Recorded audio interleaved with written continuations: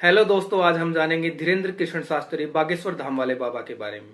इस वीडियो में हम जानेंगे कि किन कारणों के चलते बागेश्वर धाम वाले बाबा चर्चा में बने हुए हैं।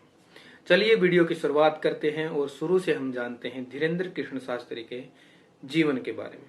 धीरेन्द्र कृष्ण शास्त्री का जन्म 1996 में मध्य प्रदेश के छतरपुर जिले के गढ़ा गांव में हुआ।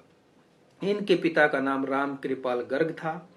धीरेन्द्र कृष्ण शास्त्री बचपन से ही राम कथा, भागवत कथा का वाचन करते थे। इनकी वाक्पटुता या बोलने की कला के चलते हजारों लोग इनसे जुड़ने शुरू हो गए। बाद में इन्होंने दिव्य दरबार लगाना स्टार्ट कर दिया, जिसमें ये अपने भक्तों के बारे में उनकी समस्या को एक पर्चे पे लिख के तथा उसके निवारण को भी पर्चे पे लिख के उनको देते थे। अब हम जानते हैं कि धीरेन्द्र कृष्ण शास्त्री हाल ही में चर्चा में क्यों बने हुए हैं। हाल ही में नागपुर के अंदर उन्होंने 9 दिवसीय एक कथा का आयोजन किया था, जिस कथा को वो 7 दिन में ही छोड़कर वहां से चले गए। धीरेन्द्र कृष्ण शास्त्री पर जादू टोना तथा अंधविश्वास फैलाने के आरोप लगे हैं।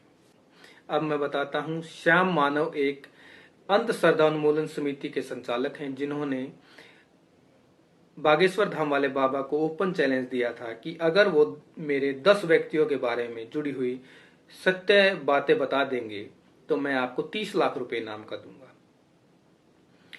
लेकिन धीरेन्द्र शास्त्री 9 दिवसीय कार्यक्रम को 7 दिन में ही छोड़कर वहां से चले गए थे, तो इसके चलते लोगों ने उनको काफी ट्रोल किया और बोला कि ये तो यहाँ से डर कर भाग गए। धीरेन्द्र कृष्ण शास्त्री का कहना है कि उन्होंने नागपुर वाले कार्यक्रम से भी 2 दिन तथा रायपुर वाले कार्यक्रम से भी 2 दिन कम कर दिए थे, क्योंकि उनको उनके गुरुजी के जन्मदिन की तैयारी करनी थी, जो कि एक तार्किक बात है। इसके चलते श्याम मानव ने भी पुलिस में उनके खिलाफ एक FIR करवाई। नागपुर पुलिस ने धीरेन्द्र शास्त्री को क्लीन चिट दे दी और बोला कि जिन धाराओं के तहत इनके खिलाफ FIR करवाई गई है ये इनके खिलाफ बनती ही नहीं है, और उनको क्लीन चिट दे दी। अब मैं आपको बताता हूं कि ब्रिटेन की संसद ने भी धीरेन्द्र कृष्ण शास्त्री को सम्मानित किया।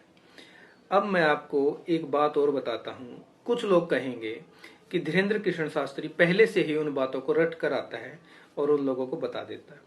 अब मैं आपसे पूछता हूं, अगर एवरेज मान लो वो एक दरबार में 60 आदमियों का डाटा बताता है, उनकी समस्याएं बताता है, एक आदमी की कम से कम 3 से 4 तथ्य फैक्ट उनके बारे में बताता है, तो 60 गुणा में 3 तो 180 तथ्य उनको याद करने पड़ेंगे।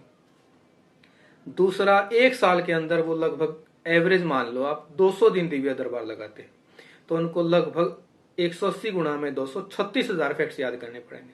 अगर कोई इतने फैक्ट्स भी याद कर लेता है तो वो निश्चित तौर पर साधारण आदमी तो है नहीं, वो एक IAS मटेरियल हो गया। दूसरी बात, आरोप लगने के बाद भी वो बंदा अपने पक्ष में अपने तथ्यों पर ही अड़ा हुआ है कि वो बोलता है जो मैं आपको बता रहा हूँ वो बिल्कुल सटीक है और हनुमान बालाजी की कृपा मेरे ऊपर बनी हुई है, जिसके चलते मैं आपके मन को पढ़ सकता हूँ, आपके मन में जो बातें हैं उनको पर्ची पे लिख कर दे सकता हूँ। तीसरा, बहुत लोग बोलते हैं कि ये तो मेंटलिस्ट है, ये माइंड रीडिंग करते हैं, लेकिन मैं आपको बता दूं, मेंटलिस्ट जिस आदमी की माइंड रीडिंग करनी होती है उसको सामने बैठाता है, लेकिन बागेश्वर धाम वाले बाबा न तो उस आदमी को सामने बैठाते हैं बल्कि उस आदमी से मिलने से पहले ही उनकी पर्ची बना के रख लेते हैं। बागेश्वर धाम वाले बाबा ने हर प्रयास किया है अपने आप को साबित करने का। सहिष्णुता के नाम पे किसी एक आदमी के पीछे लगना ये अच्छी बात नहीं है, और मुझे लगता है कि आप धीरेन्द्र शास्त्री के खिलाफ जितने आरोप लगे हैं वो चर्चा में क्यों हैं इस बारे में अच्छी तरह समझ गए होंगे। मेरा कमेंट बॉक्स खुला हुआ है, आप अपने विचार वहां लिख सकते हैं।